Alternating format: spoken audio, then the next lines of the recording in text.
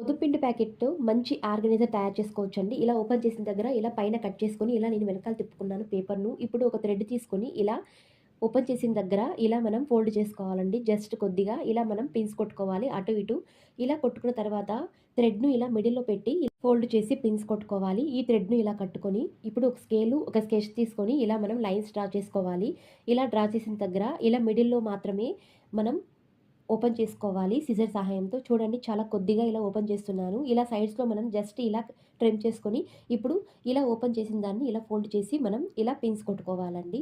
ఇలా కొట్టుకున్న తర్వాత అంతే అండి. ఇదొక మంచి ఆర్గనైజర్‌గా ఉంటుంది. ఇందులో అయితే మనం మన పర్సనల్స్ ఐడీ కార్డ్స్ లేదా ఏటీఎం కార్డ్స్, క్యాష్ అలాంటివి పెట్టుకోవడానికి చాలా మంచి ఆర్గనైజర్‌గా ఉంటుందండి కబోర్డ్‌లో అయితే. అంతేకాదు ఇందులో పిల్లలది ఏ4 షీట్స్ లేదా శాండ్‌విచ్ ర్యాపర్స్ ఇలా సిల్వర్ ఫాయిల్స్ పేపర్స్ కూడా పెట్టుకోవచ్చు. మంచి ఆర్గనైజర్‌గా ఉంటుంది. మరిన్ని ఇలాంటి వీడియోస్ కోసం ప్లీజ్ ఛానెల్‌ని like and subscribe. Thank you.